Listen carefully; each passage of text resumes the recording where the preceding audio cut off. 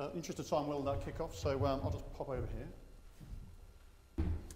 Thanks very much, everyone, for coming along. My name's Simon Fruscia. I'm Operations Director of TalkPoint, a streaming company. So basically, I've assembled a glorious panel with me to talk about the context of social media within corporate streaming, so not the context of just social media. So we are all that remains between you and a party, apparently. So we'll keep it brief, and we certainly won't be overrunning. We'll keep it dynamic. So if you've really got any burning questions, just stick your hand up, or rather than just shout out. But do feel free to contribute. So I'm introduce the team first of all, and then we'll dive into the subject, and I'll take a few straw polls on use of perhaps social media before we start talking about the webcast in general. So, as I said, my name's Simon Fruscia. I'm Director of UK Operations for TalkPoint. I've been in the live communication business for 20 plus years, started in event staging, worked in-house at Reed Publishing, was with Metro Video at Barclays Bank, and before I joined TalkPoint last year, for 13 years was head of AV at BT Group at head office at St Paul's. While I was there, I built and designed out the TV studios, and certainly when I left, we were webcasting about 300 or so live events a year from the venue there. So I've got quite a few thousand webcasts literally under my belt. My passion is basically about helping people utilise webcasting and virtual events to really engage with the audience. That's enough about me. I shall talk about the panel now, and I'll start down that end with Jake. Jake Ward is Business Development Director with Groovy Gecko. I've known Jake for a number of years. We worked together at BT for a series of customer-facing webcasts in his previous role.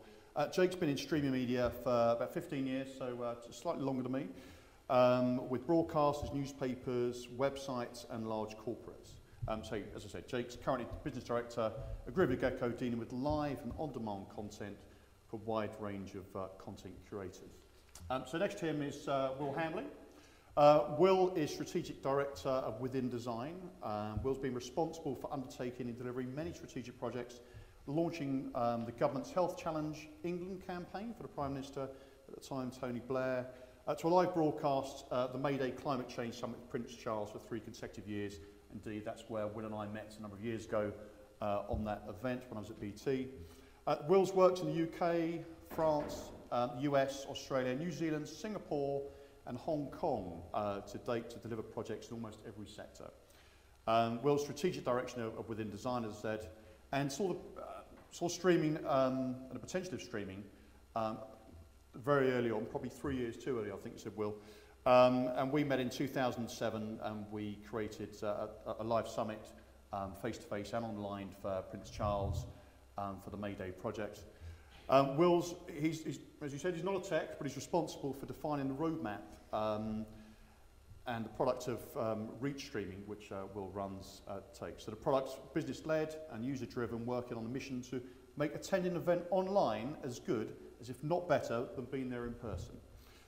So more recently, Will has been engaged in a project delivery for Number 10, Royal Mail, Prince's Trust, and the NHS. The nature of much of his work is supporting government departments in public professional engagement to enable policy creation and guidance.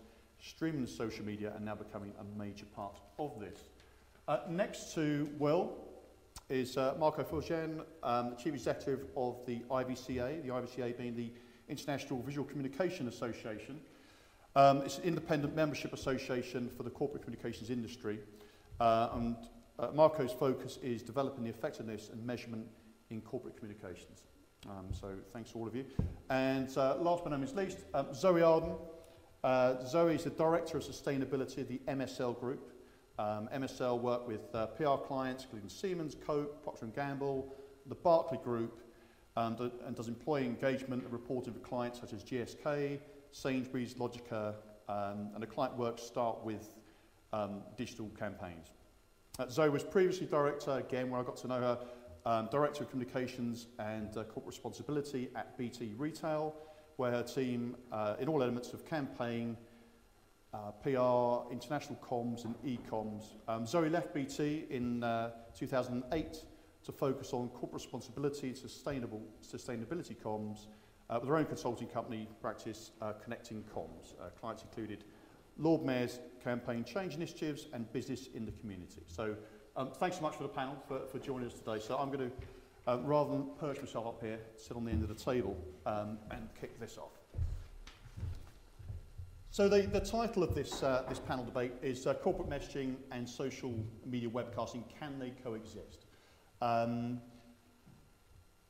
We all know about Twitter, Facebook, LinkedIn and other chat functionalities that already exist in live webcasts. So what I'd like to do is just take a straw poll, first of all, who thinks it is a good idea that you can engage social media within a live webcast? So just a quick show of hands, who thinks it's a good idea?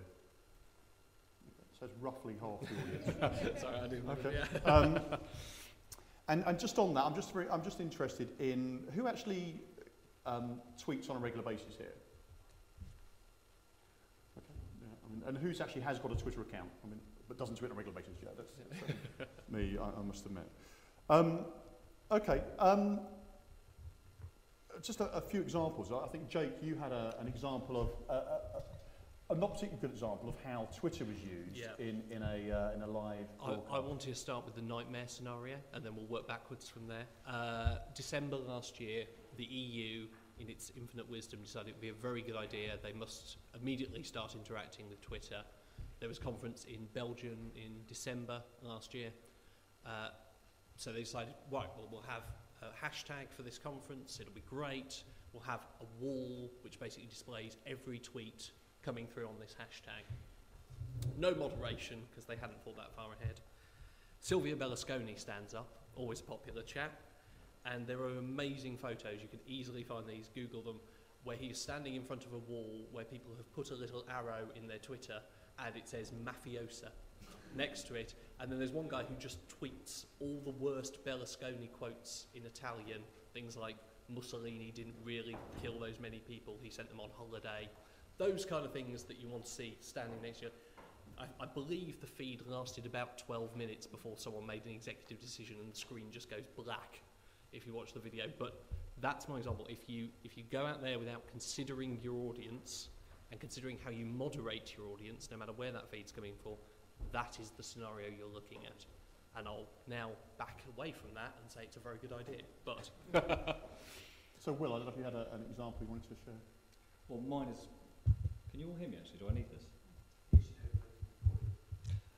My experience is slightly more positive than what I want to talk about, although I do tend to agree with Jake. There is an example that I can't give you of a similar thing happening at a very high-profile event that we worked on. So I feel your pain there.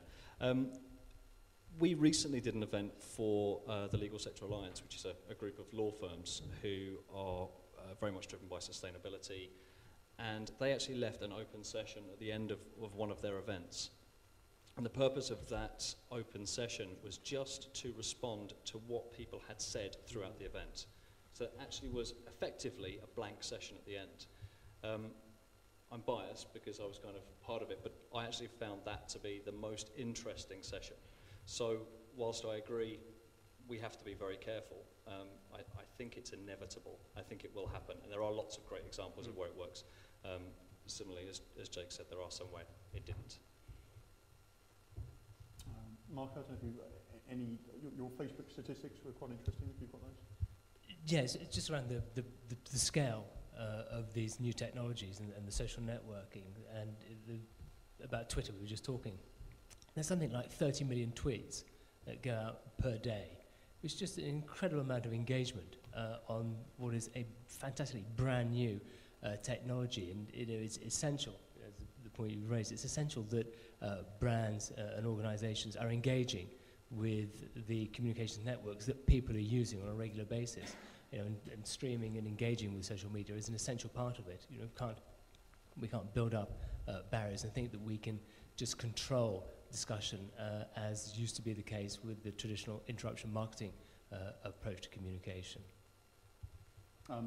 Zoe, you may have a quick example you want to share? Yeah, just one example. I think generally most PR companies are becoming quite sophisticated in how they incorporate digital media. And a recent example, Edelman, who are a global PR firm, they launch an annual survey on trust, which they've now been doing for about 15 years.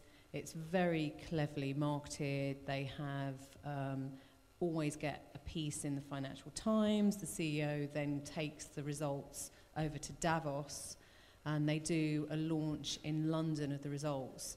Now they have the live Twitter fall going on during the presentation of the results. And what's really quite interesting about that is they'll bring in commentary from media who are reporting online. They have a lot of influencers actually in the room. And during the live debate, what's nice is if there's perhaps not some clarity around what the contributions are, you'll see that come up on Twitter and then be corrected by other people following the feed. So actually, I think not only can they coexist, but actually it can be a source of ensuring that the correct information gets out there rather than sort of misinformation sort of staying put and then becoming fact. Okay, so that's some interesting examples there. For me, let's imagine a company's got a long-term launch come out of it. It's got a brand new, or it's got a results presentation where maybe the results aren't quite as good as you've hoped, perhaps, and you're announcing the results to the city. Now, you've got a bunch of analysts who are watching the webcast as they do, and maybe with an ability to interact and ask some questions via a Q&A tool. Now, traditionally, that's probably quite a closed user group who you're going out to with a results presentation. But if you search on most people's home pages on results day, you'll come across the link somewhere. Are analysts going to share their views between each other about what they think? Because obviously, well, hang on, if I tell you what I think, well, that could affect things, could affect the share price to anything else, actually. But what if that, let's the guys who are camped outside St Paul's at the weekend, for example, then logged on to that same results presentation, could they really sway the message that maybe the CEO and the financial director at the front giving a results presentation out? Would that completely sway the message, do you think, and disrupt? I mean, that's... I think on that one, a lot of the stuff I do, we have a form of moderated Twitter. So what you're displaying has some degree of moderation in it, and that can be pulling stuff in from Facebook comments, pulling stuff in from a Q&A panel on the actual web page. And I think how much moderation goes on there depends on how brave a client is and how strong the messages are. Because if you're delivering results that are below analysts' expectations, you probably have quite a good story to tell. And it's convincing that organisation that actually it's fine to take that criticism in. We'll screen out the swearing and maybe the abusive tweets that we don't want to see. But if it's helpful to the discussion, I think people should be telling those good stories, because most people have them. If something's gone wrong, there's a reason it's gone wrong. They've analysed why it's gone wrong, and they can actually put that forward again and, as you said, put emphasis on this is what went wrong, and this is how we're solving it in the next 6 months. And so you think on that instance, for example, you'd have quite a number perhaps, or a moderated team from the client telling the story as well, kind of out telling the story, so out positive and negatives if there are there. Yeah, and I think always with this kind of stuff, it's about being editorially honest. It's about, if anybody ever watches any analysts, any presentations that go on for investor relations, the ones you immediately switch off begin with the question, so Mr. Chairman, tell me how fabulous the results were this year.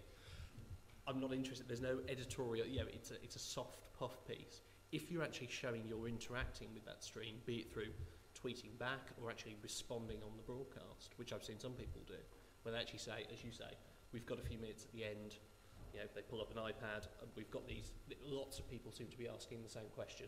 Let's reiterate that again. The reason for this is X, Y, and Z. I think that's very strong. Okay. Obviously from a webcast provider point of view, from our point of view, embedding, or the ability to embed a social media stream, it's a given. How the client wants to use that, we might give some guidance towards, but we kind of leave up to them. In reality, what we find at Toolpoint is a lot of people tend to use it maybe on demand and not so many for the live feed side of things. So maybe you can continue the debate afterwards. And certainly if you came to an event only watching it on demand, well, okay, I've still got a voice to be heard here that maybe if it was just the traditional Q&A tool you wouldn't have. So from our point of view, potentially it could grow live viewers. I mean, certainly a lot of events we do are very targeted anyhow, and it's more often a case of people you want to keep out, perhaps, rather than people you want to include. So for me, I think it is what the type of message is, what the type of programming it is going on. So what about using it as a tool for invitations? What do we think about that? Will? For us, there's, similar to yourself, Simon, we have to be very careful about who comes, but moreover who doesn't, as you were saying before. So for us, when we came into this space, we knew that a lot of our clients at the end of an event would say how many people viewed, how many people did, how many did we get online. And I think historically that's maybe how we've gauged the success of online products, by the number of people or the hours or minutes. But if we take a step back and we look at how we used to monitor, say, media coverage, we used to go through and say, okay, well, this got X number of column inches, which means that it's successful. But actually, the more we looked at it, the more we realised that the amount somebody saw something had no impact at all on the quality of the message. So getting back to your point about invitations, generally you invite people who you like or can help you. I think you need to be very careful about using this kind of media to invite people. We always say to our customers, if you are going to do that, make sure it's a dialogue. So we also do lots of moderation, but we need to have people there that can respond. If there's an issue, take that issue offline, be able to speak to somebody directly, immediately. And also bring it up at the end. With regards to corporate messaging, if something difficult comes up, the best way to massage it back onto your corporate message is to address it. And so that's the way we advise our clients to work. From an invitation perspective, cautiously, I would say. Okay. But so in essence, it's inviting more open communications back with the viewers. Yes, and I think it is great to have an honest debate, but it isn't the kind of debate that we could all have here personally, one-on-one. We can't really understand the expressions. It's a very quick, very visceral way of getting your point across, and we just have to be very careful for our clients that they don't trip up by opening any particular, any comment could come through at any time. So yeah, we just guard against it in general. Okay. And again, I think, certainly for on demand, it allows ongoing views to come through. And potentially, from a communication exercise, can actually really strengthen the fact that we've had more views, we've had more views as in viewers, but actually viewpoints coming through as well. Could really strengthen the message, certainly in an on-demand space, which is probably slightly less risky than the live, perhaps. I don't know. Sorry, I just wanted to say that I think the key issue is where a brand or an organisation is in its circle of engagement with social media. I mean, if they're just thinking, right, we've got an event, we need to stream it because obviously that's the thing we need to be doing, and we need to have the Twitter feed feeding in. If it's just an adjunct to the way they normally carry out their business, it really puts them in a vulnerable position because they're not going to be able to deal with the potential negatives that will come through. So what needs to happen is an education process for any brand or organisation to embed social media as a fundamental element of what their communication strategy is. It isn't just about content, it's also about the context being essentially important. And if you look at Apple and the way in which they managed what was a very tricky situation with regards to the use of heavy metals in their products, there was a very active campaign to get Apple to change the way in which their iPhones or iPods were being manufactured. Instead of trying to shut down the conversation, Apple opened up the conversation, allowed the conversation to take place, and as a result, altered their manufacturing processes. Now, that just shows that you can use these strategies effectively, but it's about the way in which brands themselves are opening out. And it's incumbent on this sector, on our industry, to help brands open out and tread firmly into the new era. Just to add to that, I completely agree with what Marco just said. We very much start all our social media engagements for clients with listening exercise. So I think actually, working out, who are the people we want to target, what are they saying on the subject, and then actually mapping out what are the conversation territories we want to get into, and actually mapping out conversation calendars. So what do we want the clients to say when? And as part of that, look at, where are the areas that are going to be potential issues and risk, so that if those do come up, we're ready to respond quickly, and make sure that actually we can course correct if necessary. So on that, rather than it become a disruption of a carefully planned message, potentially, it's enhancing it, because actually you've thought of the answers the questions that may come up, and you've got the answers ready to slot those in straight away. That's quite an interesting use of it. So Jake, just off the top of your head, percentage of live events you do? Yes. Right now, would you say who want to embed social media links within the webcast? So we do, company split is we do about 70% live events of what we actually do that comes through the company. So there is a considerable portion of those, probably about 50%, that are looking to do major messaging with social media. Sorry, how many percent? About 50%. 50. Those 70% that are going through. So we have a 30%, 70% split towards live within the company, and probably 50% of those have some kind of social media aspect to them. Now that may be a relatively simple Twitter feed, and maybe a few key messages going out, and someone moderating a Twitter feed. Or it can be simply Facebook. Like we did a major corporate launch recently where they didn't even stream it on their own site. So they were launching a product, and if you went on their homepage, you literally said, "Do you want to see the video? Click through and like our Facebook page, please." And this is a major consumer product where they just skipped completely round their normal messaging channel and went, "We have, I think it's 1.5 million people on Facebook who like us. We can grow that audience a bit this week, but we have a massive amount to go at here." And we've done stuff where Twitter has been the major way to interact with it as well, where you're doing events where all, as you said, that kind of feedback from Twitter working in a very similar way, where all the content ideas for things are coming from Twitter around a discussion, around a performance, things like that. Sorry, just comment on the beauty of that approach by using Facebook and getting people to like gives then that brand, that organisation, access to a huge hinterland. Absolutely.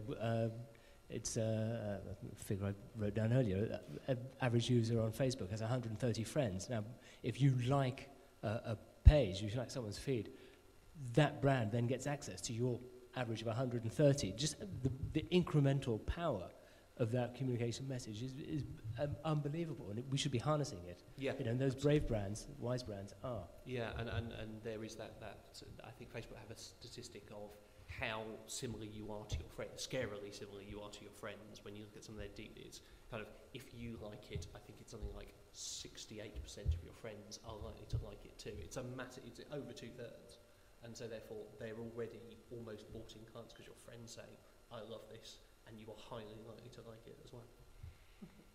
Zoe, imagine this was an internal communication campaign. Do you think people are starting to move for internal communications to be able to be more open and have an ongoing open dialogue chat within the webcast environment? Yes, absolutely. And I think just the multiple platforms as well. We've talked a lot about Facebook, particularly for graduate recruitment. I think actually having a Facebook page where you've got new recruits, reaching out to grads, has been very successful for some of our clients. I think we haven't really touched on LinkedIn yet, but we're finding that to be a really dynamic business platform. We just launched a report for a client on LinkedIn. We reached out to people on Twitter first, and we're finding some really dynamic conversations taking place. We do it for ourselves. We've got something called the Conversation Society. We start the conversation on LinkedIn. We have a real event. There's, we're tweeting, we're blogging, and then the conversation continues. And actually, it's not just UK and US. We've got, people joining the conversation, South Africa, South America, all over. And to take it back to employees, again, some specific interest groups on LinkedIn that they're involved in. And from a new business perspective, we're advising clients, if they're going to conferences like this, actually let people know on LinkedIn, connect with people, you can establish meetings. Some very powerful ways of making connections, a lot more effective, I think, than some of the old ways. So, just on this, clearly a lot of positives coming through here, potential usage for live and on demand. Distracting? Depending on what that message is, can this get in the way of some communication? I think Zoe made an interesting point about how you start those conversations. I see video content, live content, almost as the exclamation marks in that conversation. It's almost the peaks, and then you've built a bit of an audience, and you go on with the Twitter, LinkedIn conversations, and then maybe 6 months later, 3 months later, you have another peak.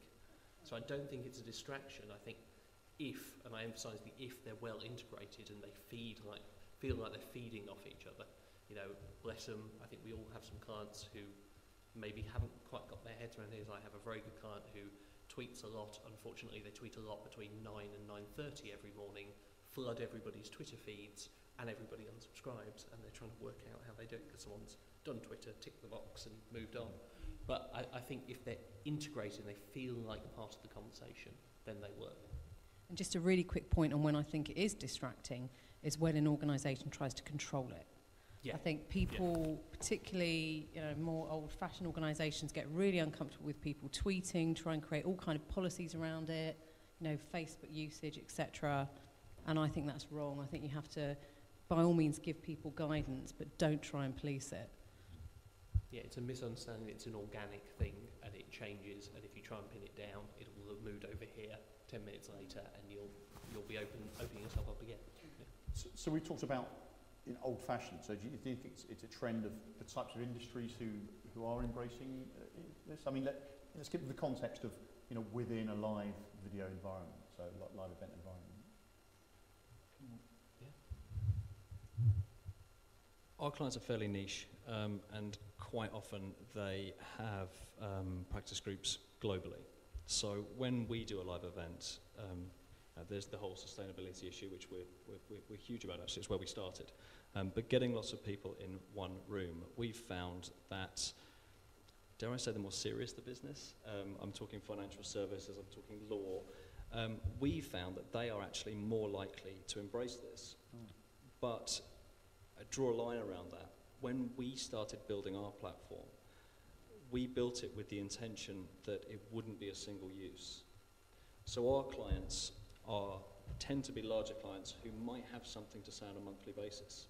So we don't necessarily sell them a webcast. We sell them a platform which has webcast as a part of it. And actually there's an ongoing debate for us as a company about how much of our platform actually webcasting is. Yeah. Because within that, we give clients the ability to use a chat room. They can actually make contacts with each other as they might in LinkedIn. It's not as sophisticated because it doesn't need to be, because people don't go there as often. But we found that the more, and again, I use that in inverted commas, I think we all know what I mean, the more serious the business is, the more likely they are to want to engage with their people globally and ensure that the message gets across clearly and concisely to everybody. That's interesting. So out of this, do you think there's the ability to create communities? I hope so. To live, to live far beyond the hour-long webcast or whatever else. You're potentially creating a community which you can then tap back into. Well, yes. The most important thing about a community is making sure that people go back there. Same with everything else, as I was talking about before. When we did the work with business in the community, that we're all involved in, the platform was designed to be there for 3 years and to allow people to go back and forth, for business in the community and all the other partners to engage with and add content to. It was almost by happenstance that it became a community. I think it was based on the fact that it was business in the community. We had to build an online community. It did work, but not as well as it should have. And the reason that it didn't work, in my opinion, is because of the lack of content. If you keep feeding good content, people will go back. It's like anything else. But the reason that we built our platform the way that we did was to be able to control that content a lot. But that community was also, having worked with you, was chairman, was CEO level of FTSE 100 companies. I mean, is there a barrier there? I mean, are they really sitting down and doing this and joining in, do you think? I don't know if they are personally, but certainly the perception is that they are. I don't know if they actually do it themselves. But we all have senior people in decent sized organisations that you can't go 5 minutes without hearing what they have to say. So I think I couldn't really give you an honest answer as to whether I think it's a certain position within a company, but I would certainly say certain sized organisations are really embracing this. Okay, so it's certainly here to stay.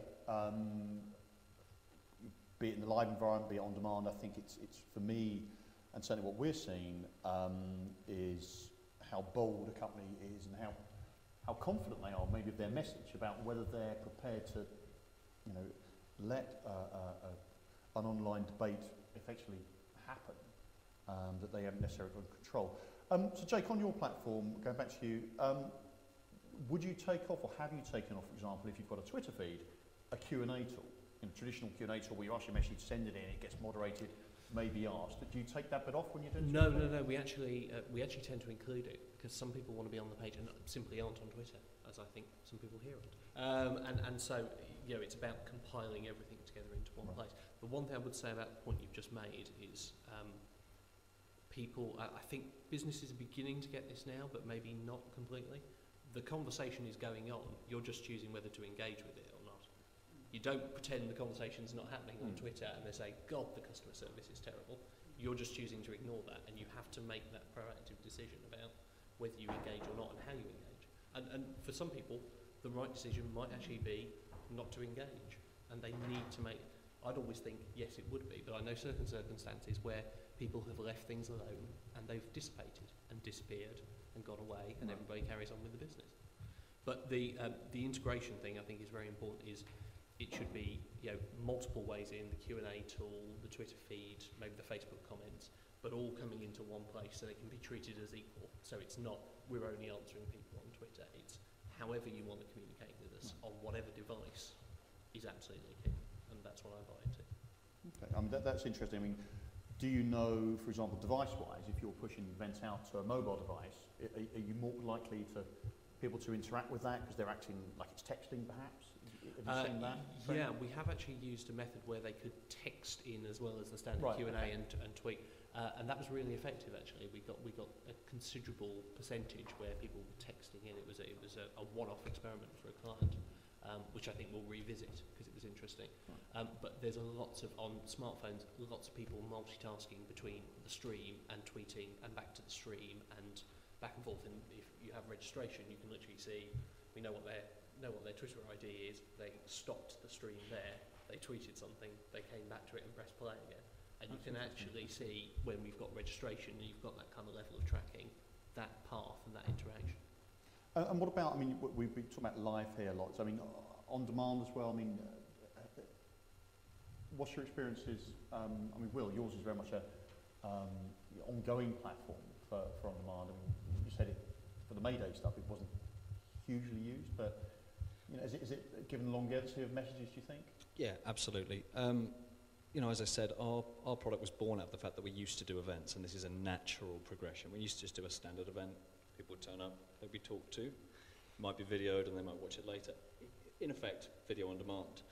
We now say to our clients that we can have this live, we can get it to more people, but we can continue your message long after the doors close to the venue.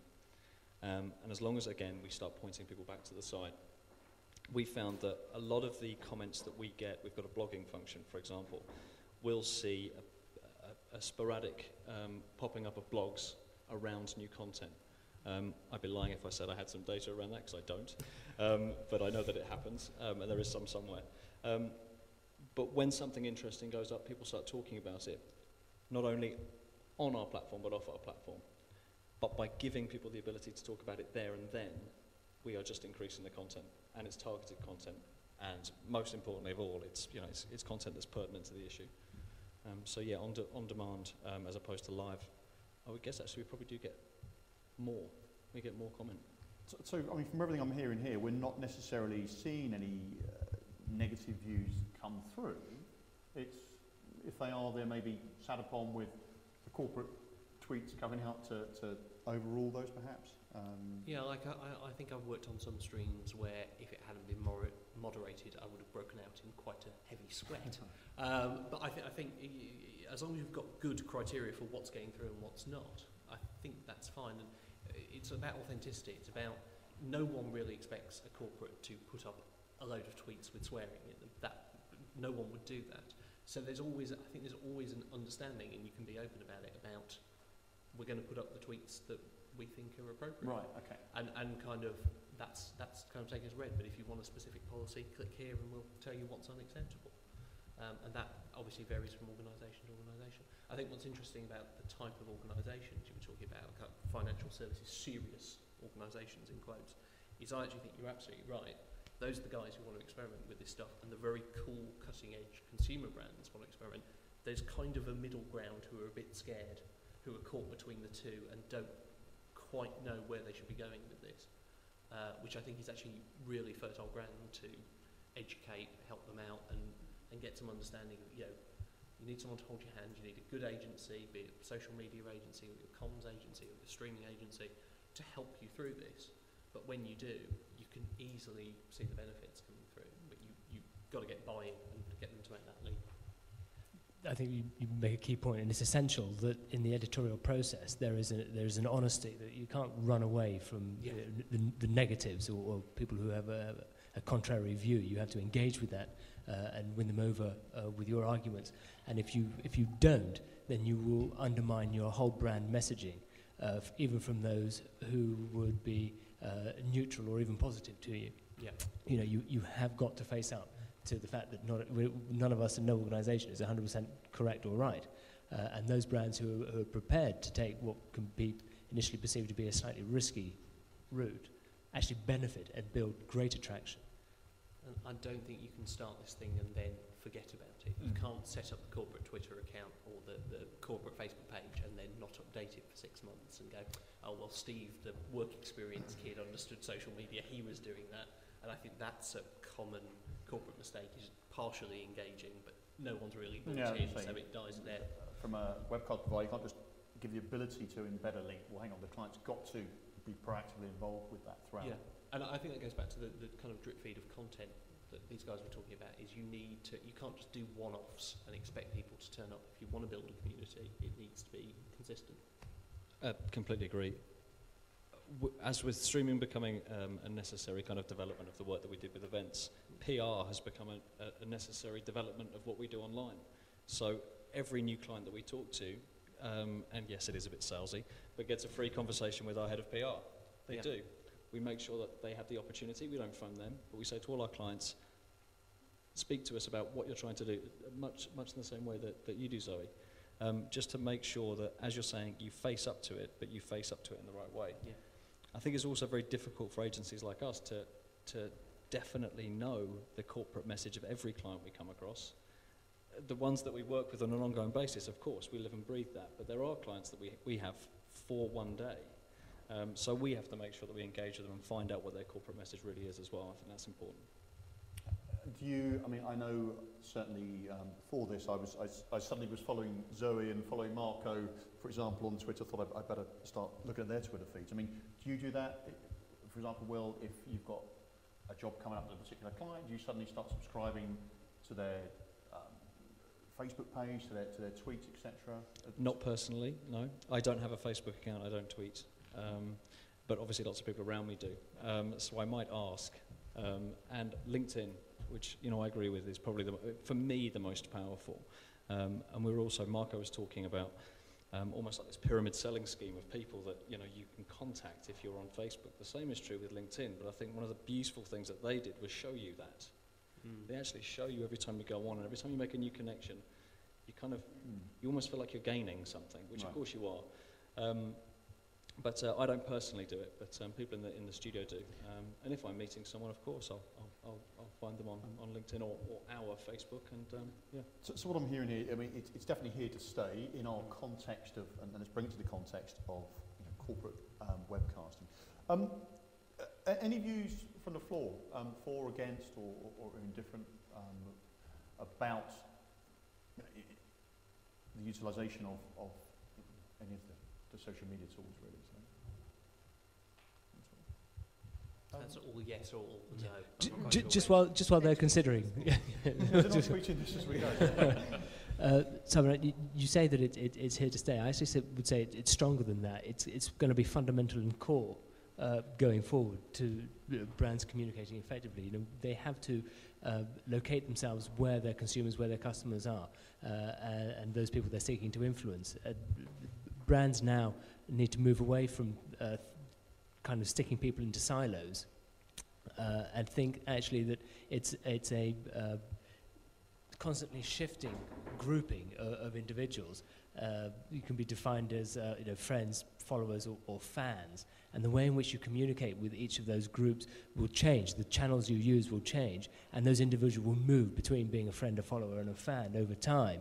And you just need to ensure that your communication is honest, straightforward, engaging, and regular. The issue about that content is absolutely fundamental.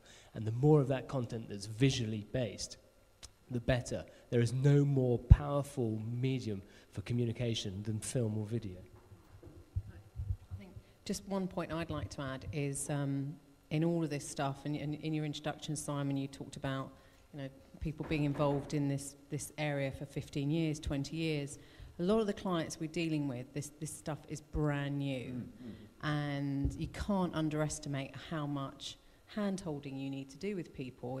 They don't have the confidence. It's all quite scary, and often you are as successful as your point person within an organisation. So I think sort of the education piece and actually, really laying out with them what to do and absolutely hand-holding them through it so they can start to see the success and build their confidence.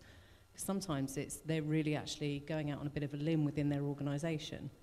So I think it's important to remember that we might all be immersed in this stuff day to day, but the people that we're working with aren't. And so you really do have to start with baby steps, pilot projects, so you can prove the success of what we're doing. Yeah, and for me, I think it is potentially not something to use on every campaign by any means. Yeah. I think it does depend on the audience. It does depend on the sector you're in. And, so I think it will take a while for people to be very comfortable with, let's say, putting it as a general messaging out there. So I'm not going to keep anyone from the party, which starts in 15 minutes. But say, if there's any questions or any comments from the floor, please do chat. So. Yes, so we have been discussing how if we should integrate social media within the webcasting project. Yeah. I'm wondering if we turn it around and that we do like momentum using webcasting in social media strategy. What is the best way to engage people to leverage this momentum to have better social media presence and visibility? Any thoughts? After you. I think that there is no single solution to it. It really does depend on what your organisation is, who you're trying to engage with, and what the outcomes are. The beauty of social media is something I'm particularly passionate about, is the effectiveness is easy to monitor and measure. And that isn't just about quantitative, it's also about qualitative engagement. So a social media strategy that is comprehensive enables you to measure what you're doing, change very quickly where things are failing, and you can influence those outcomes and improve your overall behaviours. I think one of the things that I do, which I think it kind of should, it's almost a virtuous circle. They should be feeding each other, and I do some live programming where we will cover a topic, and we actually monitor the tweets and the polling as we go through. So a presenter may say, you know, we're doing corporate comms and social media. Who hates Twitter and doesn't want to hear anything more about it? And who wants to hear about Facebook? And if 100% of people want to hear about Facebook, we don't talk about Twitter again. And it's that ability to shape content organically, maybe from program to program, or maybe actually in live scenarios. And that really closes the circle. So that then promotes this as a Twitter account worth following for the show, because it will be a drip feed information about what we talked about last time and what's coming up to respond to what the input we've had in. And that's really powerful when you actually close that loop and it's a constant virtuous circle. That's when it really has legs, I think. There's two things. One was video on LinkedIn, and it seems to be quite restricted at the moment. You can use it within products, and that's as much as I can see at the moment. It seems to be reaching only at the moment, unless I'm mistaken. And secondly, video on Twitter, particularly TwitVid, I think seems to be quite becoming a very, very large video sharing site of its own. And so I was just wondering if you had any TwitVid or in terms of video. There's also, scarily for all of us who stream on the table, a thing called Twitcasting, which will take a live feed from your phone and put it directly into Twitter, which scares the hell out of me. And that is a very effective tool. And I think if you see the numbers on TwitVid, those are growing exponentially and massively. And I think that will be one of the next things is, where do corporates actually put their content? You know, you've already got the YouTube channels out there. Does TwitVid become one of those? Does Facebook become a channel to store your video? And I think that's a really difficult question. I think it's also a difficult question because, again, talking about giving audiences what they want, where they want it, you have to have a very clear definition of what your audience is on Twitter, what it is on Facebook, what it is on LinkedIn. LinkedIn is quite restrictive at the moment. I haven't done a lot with LinkedIn. I don't know about anybody else, but I hear off the record that the more you pay, the less restrictive it becomes for some of your campaigns. So it is very basic YouTube integration stuff at the moment, but lots of corporates are using that as a channel. So, and of course YouTube will now take live streams, so you can do live events through it if you're a partner of the correct order. Okay.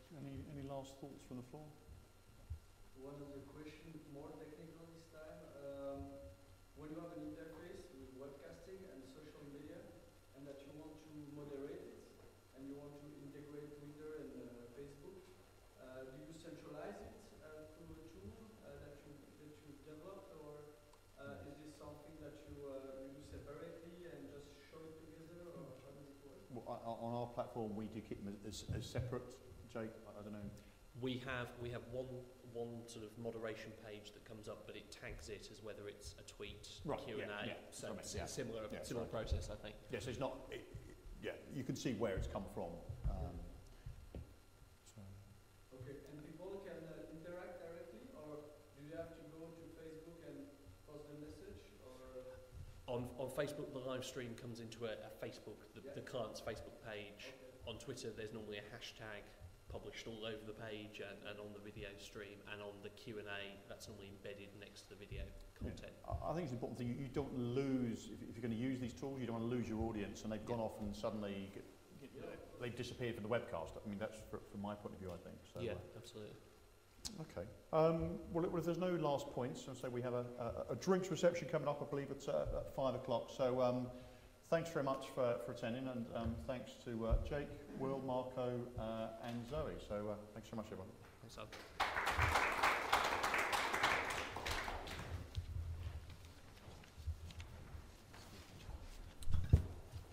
That was fun. I love it. I much prefer